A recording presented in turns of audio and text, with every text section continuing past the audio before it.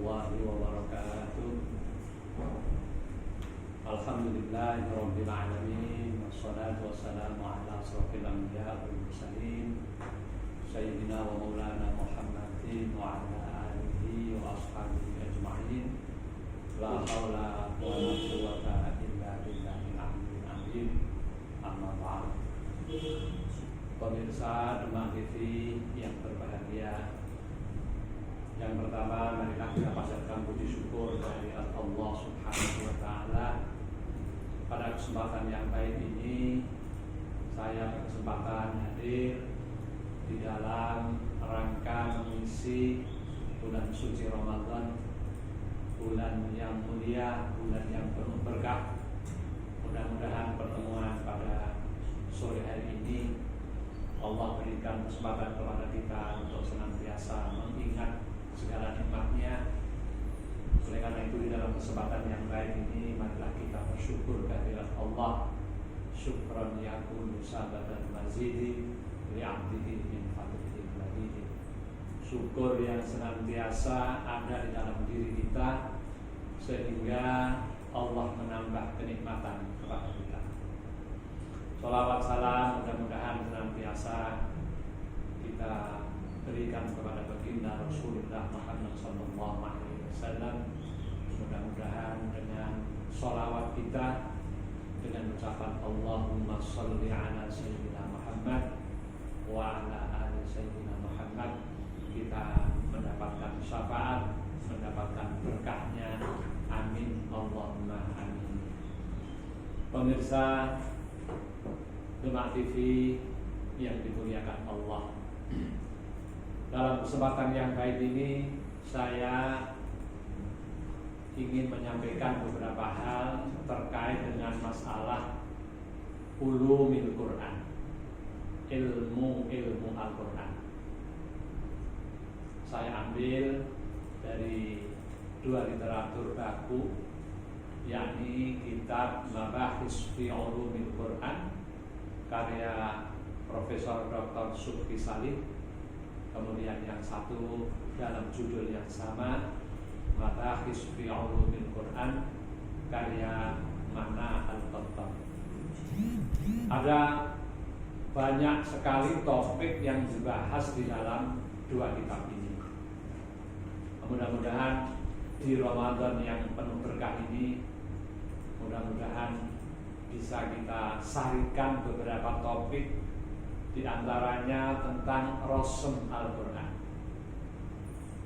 Rasm itu tulisan Al-Quran. Bagaimana sih tulisan Al-Quran ini? Sejak zaman Allah memberikan wahyu kepada malaikat Jibril, kemudian disampaikan kepada Nabi Muhammad seperti apa. Kemudian bagaimana ketika Rasulullah menerima wahyu, bagaimana penulisannya. Bagaimana ketika Rasulullah meninggal, penerusnya adalah Abu Bakar, dan seterusnya sampai kepada Sayyidina Umar, sampai kepada Sayyidina Utsman yang kita kenal dengan Lajnah Rubaiyah tim 4. Mudah-mudahan dalam kesempatan nanti saya bisa menyampaikan ini. Kemudian ada juga tentang bab asbabun nuzul. Ayat-ayat Al-Quran ini turun ada kalanya diawali dengan suatu peristiwa, suatu sebab, maka disebut asbabun nuzul. Tetapi ada juga ayat Al-Quran yang turun tiba-tiba saja turun, tidak ada persoalan apa. Kemudian nanti juga akan kami jelaskan tentang Israiliyat. Israiliyat ini kisah-kisah yang masuk di dalam tafsir Al-Quran, yang masuk di dalam hadis. Maka ada buku Al-Israiliyat fit Tafsir wal Hadis. Pemirsa Demak TV yang berbahagia, ada lagi masalah Masih wal Maksud, ada lagi masalah Fawatikus Suwar, pembuka surat. Ini Ini topik-topik yang akan saya bahas dari 2 kitab baku yang saya bawa. Kemudian ada juga ilmu qiraat. Kalau mungkin pemirsa Jemaah TV pernah mendengar qiraat sab'atnya Muammar qari kita, ada bacaan wadduha, dibaca wadduhe, bagaimana ini? Nah, ini ada ilmunya. Kemudian juga ada tentang qasasul Quran, kisah-kisah di dalam Al-Quran. Al-Quran ini syarat dengan kisah-kisah yang cukup banyak, cukup indah kisahnya. Kisah Nabi Adam, kisah Nabi Yusuf, kisah Nabi Musa, dan seterusnya dan seterusnya. Oleh karena itu, qasasul Quran ini mudah-mudahan nanti menginspirasi kita bahwa ternyata Al-Quran banyak sekali bercerita tentang para nabi, para orang-orang yang dahulu, para ashabul kahfi dan lain sebagainya. Itulah yang disebut dengan qasasul Quran. Kemudian ada juga aqsamul Quran, qasam. Qasam itu adalah sumpah. Al-Quran banyak sekali. Wadduha, demi waktu duha. Wattini wazzaituni, demi tin dan zaitun. Jadi hambaku Muhammad, fa'tu bi suratin, buatlah 1 surat saja, min mithlihi, seperti Al-Quran. Manusia tidak akan pernah mampu membuat semisal Al-Quran.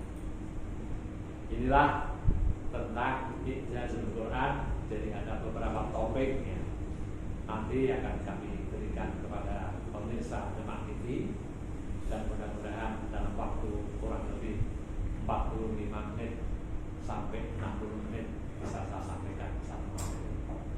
Hari ini, saat ini, para pemirsa Jemaah TV yang berbahagia, saya akan menyampaikan sekilas awal-awal bagaimana ulumul Quran ini ada.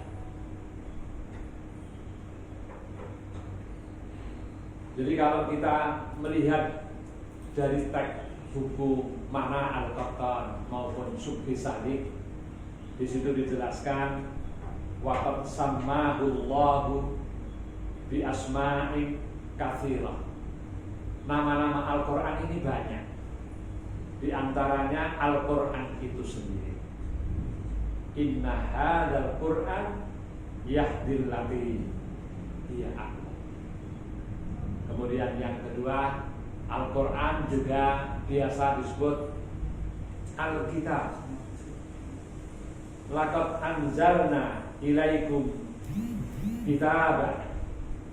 Jadi kitaban, jadi Al-Kitab. Juga Al-Furqan. Al-Quran juga dinamai Al-Furqan. Tabarakalladzi nazzala al-furqana ala 'abdihi liyakuna lil 'alamin nadhira. Kemudian Al-Quran juga disebut Al-Dzikr. Inna nahnu nazzalna dzikr wa inna lahu lahafidhun. Kemudian Al-Quran juga kita kenal dengan nama At-Tanzil, wa innahu latanzil rabbil alamin. Jadi inilah para pemirsa Jemaah TV yang berbahagia, beberapa nama yang terkait dengan Al-Quran. Al-Quran juga mempunyai sifat wa wasafallahul Qur'ana bi awsafin katsiratin. Allah memberikan sifat Al-Quran dengan sifat yang bermacam-macam. Yang pertama, nur. Al-Quran itu nur, Al-Quran itu cahaya. Ya ayyuhan nasu qad ja'akum burhan bir rabbikum wa anzalna ilaikum nur. Kemudian yang kedua, huda. Huda wa syifa wa rahmah wa mau'izah, langsung menjadi satu. Ya ayyuhan nas qad ja'atkum mau'izatun min rabbikum wa syifaa'un lima fis sudur wa hudaw wa rahmah lil mu'minin. Kemudian mubarak, wa hadza kitabun anzalnahu mubarak. Jadi ini nama-nama sifat Al-Quran. Kemudian mubin, qad ja'akum minallahi nur wa kitabun mubin. Dan seterusnya Allah memberikan sifat nama-nama di dalam Al-Quran dengan beragam. Pemirsa Demak TV yang berbahagia, tadi sudah saya singgung bahwa di dalam materi saya tentang ulumul Quran ini ada banyak sekali materi. Tetapi di dalam pertemuan yang pertama ini saya akan menyampaikan secara umum ulumul Quran itu apa sih sebenarnya? Ulumul Quran adalah segala pengetahuan atau ilmu yang ada hubungannya dengan Al-Quran. Jadi ilmu tafsir, ilmu qiraah, ilmu Rasul Utsmani, Ijazul Quran, Asbabun Nuzul, Nasikh Mansukh, Gharibul Quran, I'rabul Quran, Ulumuddin, ilmu lughat. Ini termasuk cakupan daripada ulumul Quran. Oleh karena itu, seorang yang ahli di dalam ulumul Quran ini akan sangat menikmati bagaimana indahnya ayat-ayat suci Al-Quran.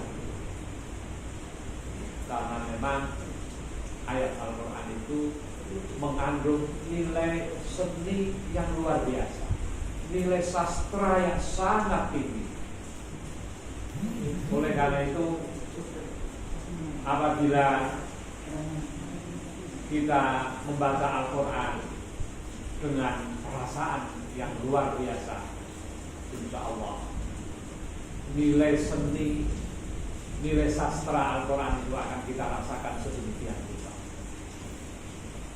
Oleh karena itu, para pemirsa Demak TV yang berbahagia, marilah kita tekuni Al-Quran ini dengan sebaik-baiknya, kita dalami ilmunya.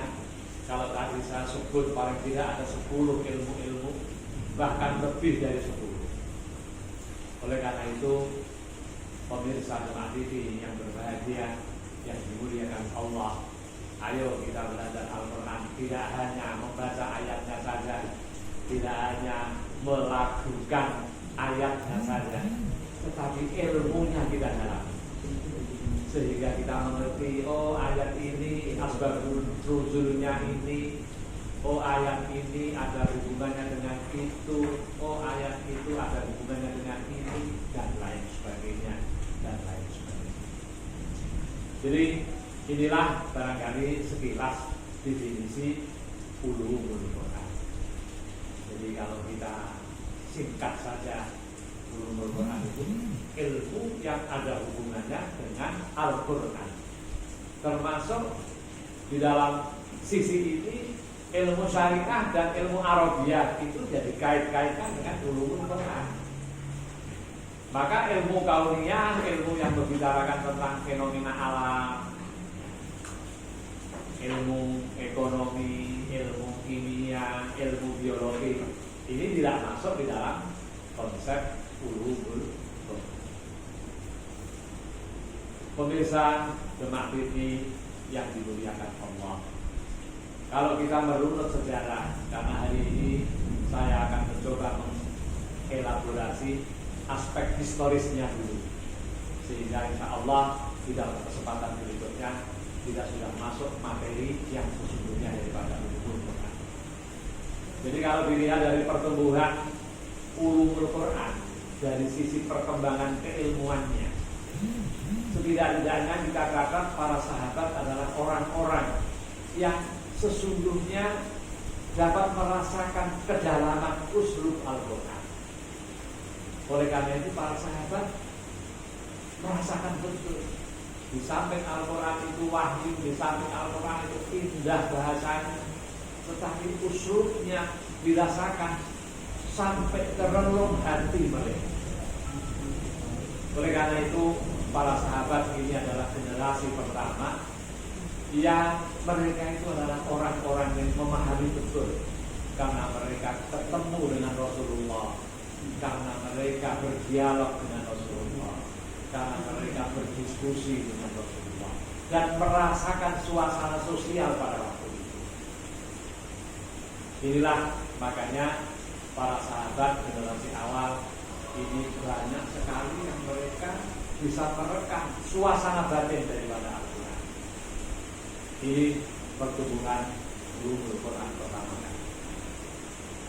Dilihat dari sisi ini, di dalam sebuah disiplin ilmu yang kita kenal dengan disiplin ulumul Quran.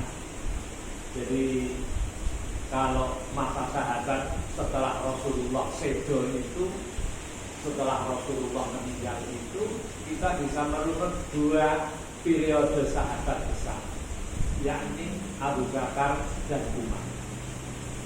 Jadi ketika menyinggung itu, maka ketika masa Rasulullah Muhammad, masa Abu Bakar dan Umar, Al-Quran itu dengan segala isinya disampaikan dengan teori talqin dan musyafaah.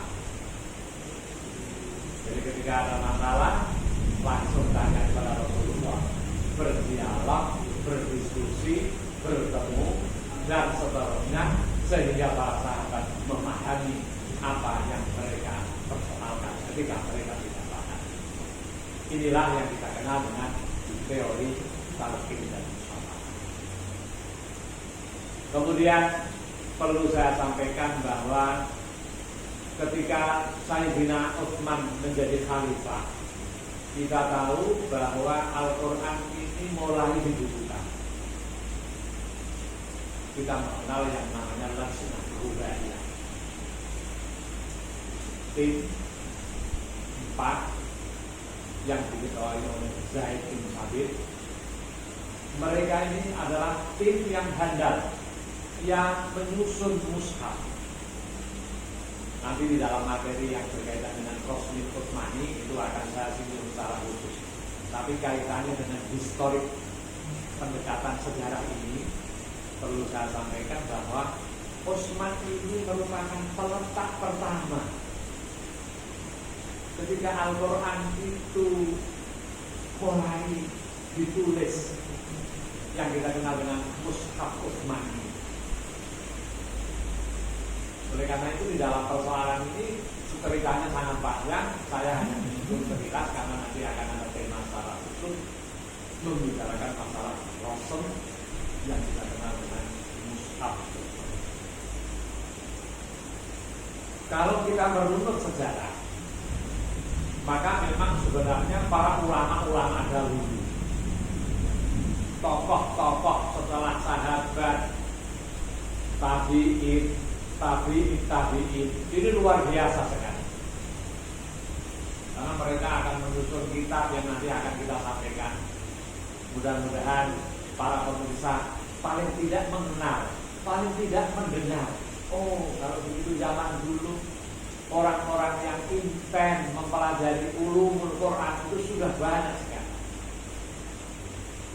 Maka kalau boleh saya sebut, tokoh-tokoh pertumbuhan ulumul Quran itu ada 3. Yang pertama sahabat, kemudian yang kedua adalah tabi'in, dan yang ketiga adalah tabi'in. Jadi sangat keilmuan dalam Islam ini sambung menyambung, muttasil. Inilah yang diperlukan pada saat ini ketika orang belajar agama. Sahabat ini nomor 1. Sering orang tidak memperhatikan, hanya percaya dengan Google, percaya dengan internet, akhirnya yang didapat adalah buah.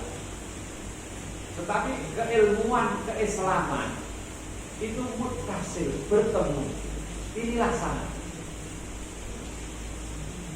Maka di dalam disiplin ilmu Islam, sanad ini sangat penting. Apalagi kalau kita belajar mustalah hadis, sanad itu nomor satu. Oleh karena itu, pemirsa Demak TV yang dimuliakan Allah, kembali kami singgung tokoh-tokoh perintis pertumbuhan ulumul Quran ini ada 3. Yang pertama sahabat.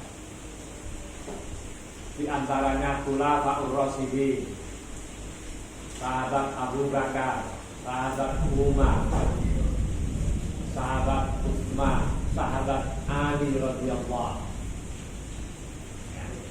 Ini Khulafaur Rasyidin. Ada juga Ibnu Abbas, ada juga Ibnu Mas'ud, Zaid bin Thabit, Ubay bin Ka'ab, Abu Musa al-As'ari, Abdullah bin Zubair. Nama-nama ini saya sebut biar pemirsa sering mendengar nama sahabat-sahabat Nabi. Ini sahabat perintis pertumbuhan ulumul. Yang kedua tabi'in. Siapa generasi tabi'in setelah sahabat Syekh? Setelah sahabat-sahabat sudah dipanggil oleh Allah kehadirannya. Tabi'in diantaranya Mujahid, Atta bin Yasar, Ikrimah, Qatadah, Al-Hasan Al-Basri, Sa'id bin Jubair, Zaid bin Aslam. Ini nama-nama tabi'in yang luar biasa perannya.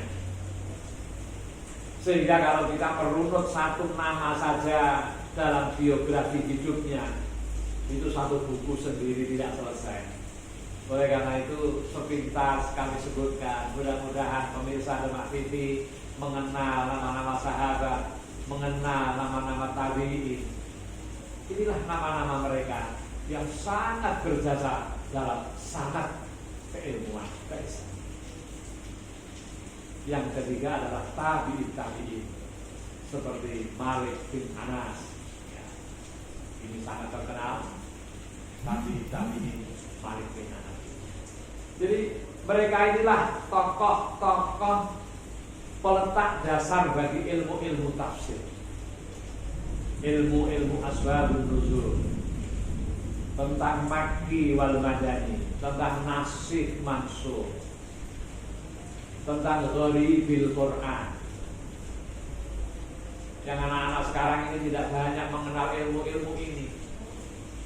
Makanya di dalam kajian Ramadan yang diadakan Majelis Ulama Indonesia Kabupaten Demak ini, saya mengangkat 2 kitab, Mabahis fi Ulumil Quran karya Profesor Dr. Subki Salim, dan Mabahis fi Ulumil Quran judulnya sama, yang ditulis oleh Mana Al-Qasar. Ini ilmu yang jarang dibicarakan orang, ilmu yang luar biasa penting, ilmu yang sungguh dahsyat sekali. Karena apa? Karena di sini membicarakan persoalan sanad, persambungan antara rawi 1, rawi 2, rawi 3 dan lain sebagainya.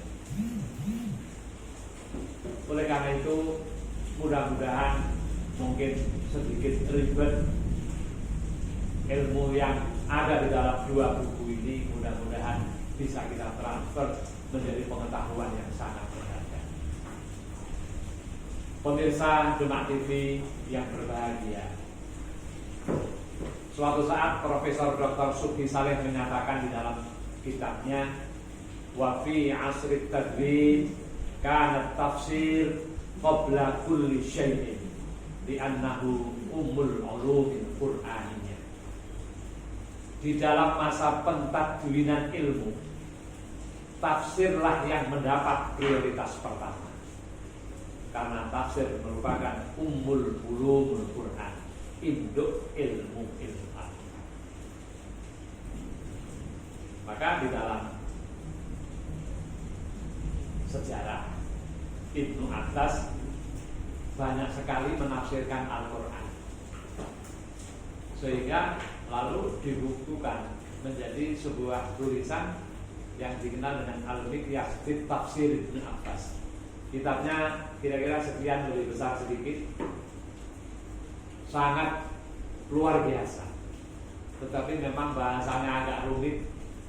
Tetapi Al-Miqyas fi Tafsir Ibnu Abbas ini termasuk kitab yang bagaimana Ibnu Abbas ketika zaman seperti itu sudah mencoba menafsirkan ayat-ayat Al-Quran dengan sebaik-baiknya, walaupun tidak seluruh ayat ditafsirkan. Maka apa yang dikatakan oleh Profesor Dr. Subki Salih ini, wa fi asri tadlin kana tafsir qabla kulli syai'in li annahu ummul ulumil Quran. Jadi di dalam masa pentadwinan, penyusunan ilmu-ilmu keislaman, tafsir itu menjadi prioritas. Oleh karena itu kalau kita lihat tafsir ini banyak sekali. Pemirsa Doma TV yang berbahagia, yang dimuliakan Allah, saya akan mencoba melihat dari sisi historical approach, pendekatan sejarah, tokoh-tokoh tafsir abad 2 dan 3 Hijriah. Saya akan menyebut nama mungkin asing buat panjenengan semua, buat pemirsa semua, tapi setidak-tidaknya saya coba nama-nama ini saya sebut paling tidak mengenal nama mereka. Yang pertama adalah Syu'bah bin Al-Hajjaj. Ini wafat tahun 160 Hijriah. Kemudian Sofyan bin Uyainah Al-Kufi, wafat tahun 1908 Hijriah. Kemudian Waqi' Ibnul Jarrah Al-Kufi, wafat tahun 1907 Hijriah.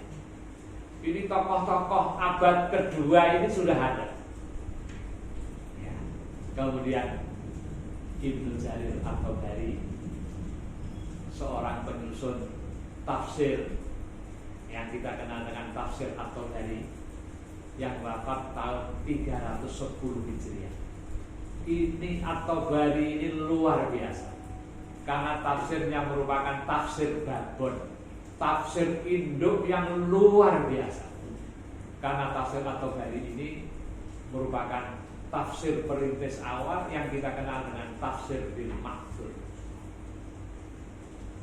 Seperti kita kenal, tafsir bil ma'thur adalah tafsirul ayah bil ayah, menafsirkan ayat didasari dengan ayat Al-Quran. Atau tafsirul ayah bis sunnah, menafsiri ayat dengan dasar-dasar hadis Nabi. Ini penting sekali tafsir At-Tabari ini. Karena apa? Karena At-Tabari ini tokoh abad ketiga yang sudah begitu luar biasa menyusun kitab tafsir. Oleh karena itu generasi sekarang sebenarnya tinggal enak, tinggal mempelajari, tinggal membaca, dan tinggal bagaimana sosiologi pada abad ketiga Hijriah pada waktu itu kita mempelajari. Oleh karena itu para pemirsa yang berbahagia, mudah-mudahan dengan data sekilas ini mudah-mudahan menjadi perhatian kita semua, bahwa betapa pentingnya kita mempelajari ulumul Quran, mempelajari ilmu-ilmu Al-Quran, termasuk mempelajari tokoh-tokoh yang tadi sudah saya sebut. Dan yang terakhir tadi saya singgung bagaimana Imam At-Tabari menulis kitab ini di penghujung abad 3 Hijriah. Luar biasa. Zaman ketika itu masih serba sederhana, tetapi karya tafsir At-Tabari ini merupakan tafsir bil ma'thur yang luar biasa. Sehingga kalau kita belajar ilmu tafsir, At-Tabari ini merupakan perintis awal yang kemudian muncul tafsir-tafsir berikutnya, muncul pola tafsir bil ma'thur yang baru, pola tafsir bil ra'yi, penafsiran Al-Quran yang menggunakan logika yang sering dipakai orang-orang Mu'tazilah dan lain sebagainya. Mudah-mudahan ilmu ini yang sering mungkin dibicarakan di kampus-kampus tertentu, khususnya yang jurusan tafsir hadis. Tetapi saya yakin para pemirsa dengan tayangan ini, dengan pertemuan pada saat ini, mudah-mudahan bergerak mempelajari Al-Quran. Tidak hanya Al-Qurannya saja, tetapi ilmu-ilmunya juga dipelajari. Amin. Amin. Allahumma amin. Selanjutnya, bagaimana ulumul Quran abad-abad berikutnya? Banyak sekali tokoh-tokoh. Ada nama Ali Ibnul Madani, ada Abu Ubaid Al-Qasim Ibnu Salam, ada Muhammad Ibnu Ayyub Ad-Dirris, ada Muhammad Ibnu Khalaf bin Al-Marzuban. Tokoh-tokoh yang luar biasa. Ini masih di abad ketiga. Jadi abad ketiga kalau kita lihat banyak sekali tokoh. Tadi abad kedua juga banyak sekali tokoh. Jadi kalau kita lihat dari sini, sanad keislaman khususnya keilmuan ulumul Quran, ilmu yang membicarakan bagaimana tafsir ayat Al-Quran, ilmu gharibil Quran, asbabun nuzul, itu berkembang terus. Begitu Rasulullah wafat pada abad pertama Islam, abad kedua sudah muncul tokoh, abad ketiga muncul tokoh. Artinya apa? Artinya dari data ini kita yakin bahwa sanad dalam keilmuan Islam itu bersambung terus. Makanya anak-anak kita supaya tidak putus dengan daurut tasalsul muttasilnya itu, hubungan yang tali menali dan bertemu itu, ini kalau sanadnya nyambung. Maka ada pesan, kata kiai saya dulu zaman saya mondok, kalau ngaji milih guru yang benar. Kalau ngaji milih guru tidak benar, ya menjadi tidak benar. Inilah makanya sanad ini sesuatu yang penting. Para pemirsa Jemaah TV yang berbahagia, saya akan melihat lagi dalam sejarah di abad keempat. Di dalam abad keempat ini sudah mulai muncul ilmu gharibil Quran. Para penyusunnya diantaranya Abu Bakar Muhammad Ibnul Qasim Al-Ambari, menulis kitab judulnya Ajaibul Quran, keajaiban Quran. Jadi Al-Quran ini luar biasa isinya, sehingga menginspirasi Abu Bakar bin Muhammad Al-Qasim Al-Ambari ini dengan menulis buku Ajaibul Ulum. Kemudian yang kedua Abdul Hasan Al-As'ari. Nah, ini banyak kenal nama ini. Ternyata beliau di samping ahli di dalam masalah akidah, Abdul Hasan Al-As'ari ini juga menulis kitab Al-Muhtazam fi Ulumil Quran. Kemudian yang ketiga Abu Bakar As-Sijistani, menulis tentang kitab Gharibil Quran. Kemudian yang keempat Abu Muhammad Al-Qassam Muhammad bin Ali Al-Karachi, menulis kitab Nuqatul Quran. Kemudian yang kelima Muhammad bin Ali Al-Adrufi, menulis kitab Al-Istirna fi Ulumil Quran. Jadi dari apa yang kami paparkan, yang kami sampaikan, jelaslah bahwa sanad keilmuan sambung menyambung mulai Rasulullah, Abu Bakar, Umar, Utsman, Ali, sampai para sahabat yang tadi saya sebut, sampai para tabi'in, sampai tabi'in, sampai para ulama abad kedua, abad ketiga, abad keempat yang baru saja saya sampaikan. Terus ilmu keislaman ini luar biasa, sambung menyambung tiada henti. Ini tantangannya buat generasi muda Kapan kira-kira mempelajari ilmu-ilmu ini? Karena ilmu-ilmu ini berbahasa Arab semua. Kalau nggak sungguh-sungguh belajar bahasa Arabnya, ya hanya mantuk-mantuk dan batuk-batuk. Mudah-mudahan tidak kena corona. Oleh karena itu, ini luar biasa tantangan bagi pemirsa, putra-putrinya kapan mau belajar ulumul Quran. Tidak hanya Quran saja dibaca, dilakukan, dilombakan, tetapi ilmu ini luar biasa banyak. Sekali lagi saya mengajak pemirsa Demak TV, ayo belajar. Waktu masih cukup untuk belajar. Waktu masih ada di depan kita. Jangan melihat umur kita berapa, tapi kapan kita akan memulai. Baik, saya lanjutkan ulumul Quran abad kelima. Abad keempat, abad kelima. Ada seorang tokoh yang namanya Abu Amr Ad-Dani, wafat tahun 444 Hijriah, menulis 2 buku, At-Taisir fi Al-Qira'at As-Sab'i. Masya Allah. At-Taisir fil Qira'at As-Sab'i, menulis tentang ilmu qira'at sab'ah. Ini ulama abad kelima. Sekarang ini banyak anak-anak muda hafal Quran, kemudian belajar qira'ah sab'ah. Ya Allah, luar biasa.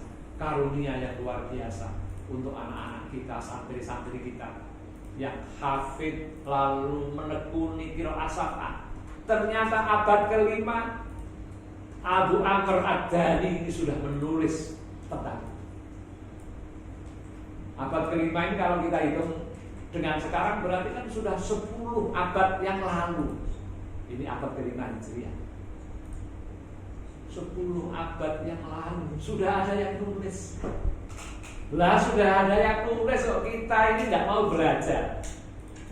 Masya Allah, eman-eman sekali. Abu Amr Ad-Dani ini menulis lagi Al-Muhkam fi An-Nuqat. Kitab-kitab yang luar biasa.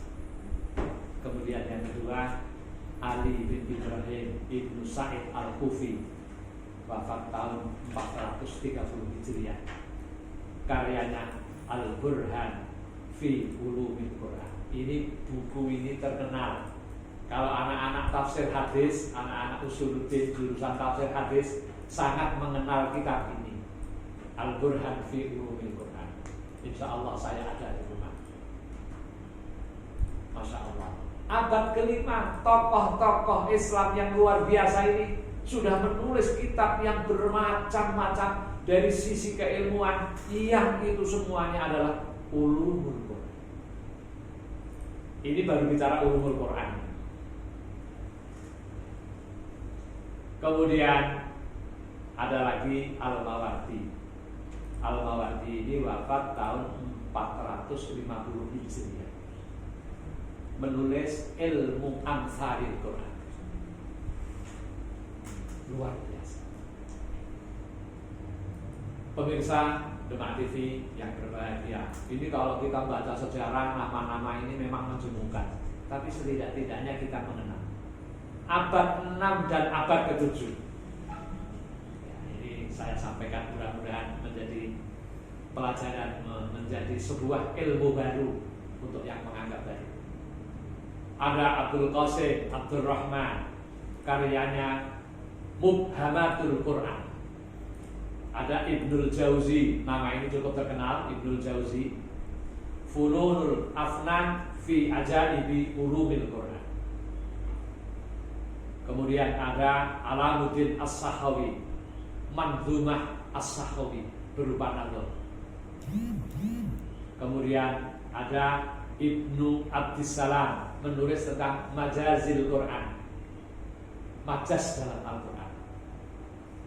Kemudian ada Abu Samah Abdurrahman bin Ismail Al-Maqdisi menulis Al-Mursid Al-Wajiz Fima yata'allaku bil Qur'anil Aziz. Wah, ini memang ulumul Quran ya, kitabnya berbahasa Arab semua. Kok tidak ada yang bahasa Inggris ya? Ya ini bahasa Arab semua. Dan seterusnya ada At-Tufi, ilmu hujjat al-Islam. Ada Ibnul Qayyim, nama ini terkenal. Ibnul Qayyim menulis tentang Aqsamul Quran, menulis khusus tentang sumpah dalam Al-Quran, abad ke-6 dan ke-7. Luar biasa. Para pemirsa Demak TV yang berbahagia, marilah kita lihat ulumul Quran pada abad ke-8 dan 9. Ada karya Az-Zarkashi, Al-Burhan fi Ulumil Quran. Nah, ini Az-Zarkashi, ini bukunya ini banyak dicetak di Indonesia, banyak yang punya ini. Ya. Kemudian yang kedua, Muhammad bin Sulaiman Al-Kafiyaji, At-Tafsir fi Qawaidit Tafsir. Kemudian Jalaluddin Al-Bulkini, karyanya Mawaqi'ul Ulum min Nawa'iqin Nujum. Kemudian yang keempat adalah As-Suyuti. Ya, kawan-kawan banyak yang kenal, pemirsa banyak yang mengenal Jalaluddin As-Suyuti. Ini menulis karyanya di dalam masalah ulumul Quran adalah Al-Tahbir fi Ulumit Tafsir. Kemudian yang kedua Al-Itqan fi Ulumil Quran. Kitab yang kedua As-Suyuti ini, Al-Itqan ini banyak sekali diajarkan di pesantren-pesantren. Kebetulan ditulis di abad-abad akhir ini dan kita mudah mendapatkannya. Tetapi buku-buku yang tadi saya sebut, kitab-kitab yang saya sebut, periode-periode awal sanad keislaman itu memang menurut guru-guru saya itu tidak mudah ditemukan, tetapi data itu ada. Kalau di UIN Sunan Kalijaga, waktu saya dulu kuliah, buku-buku itu ada. Karena kami pernah meneliti di sana, kebetulan kami jurusan tafsir hadis. Insya Allah kalau ada yang minat mencari manuskrip yang kuno itu, insya Allah ada. Oleh karena itu tantangannya kepada kita, kapan kita mau belajar ilmu yang tadi saya sebut mulai abad kedua sampai abad ke-9 ini. Kalau yang terakhir As-Suyuti, Al-Itqan, ini periode yang terakhir ini masih banyak kita temukan. Tapi buku-buku yang sulit, banyak sekali karya-karya para ulama yang bisa saya sampaikan di dalam forum ini. Mudah-mudahan menjadi perhatian semua dan mudah-mudahan menjadi sesuatu yang luar biasa. Para pemirsa Demak TV yang berbahagia, kemudian kalau kita lihat banyak sekali tokoh-tokoh pada abad-abad akhir ini seperti Al-Jazairi, Al-Qasimi, Az-Zarqani. Az-Zarqani ini kitabnya Manahilul Irfan. Ini juga banyak kita temukan. Kemudian Tontowi Jauhari, Al-Quran wa Ulumul Asriyah, banyak sekali. Insya Allah kembali persoalannya kepada kita. Mudah-mudahan yang sedikit ini yang saya sampaikan bisa menjadi pelajaran, bisa menjadi penyemangat. Kapan kita belajar ulumul Quran? Kapan kita menekuni Al-Quran dengan ilmu-ilmu yang dalam, dengan ilmu-ilmu yang luar biasa, yang dari sisi sanad, persambungan perawi-perawi sampai sekarang bisa kita unek di dalam buku-buku keilmuan. Inilah barangkali hari ini, saat ini yang bisa saya sampaikan dengan sedikit agak cepat. Mudah-mudahan ringkasan dari sari buku Mabahis fi Ulumil Quran yang saya sampaikan pada kesempatan ini bisa menjadi bahan, menjadi perenungan yang bisa menambah ilmu kepada kita, dan kemudian setidak-tidaknya untuk memahami Al-Quranul Karim, firman-firman Allah yang diwahyukan melalui malaikat Jibril kepada Nabi kita Nabi Muhammad Sallallahu Alaihi Wasallam. Demikian pemirsa Jemaah TV yang berbahagia, apa yang bisa kami sampaikan.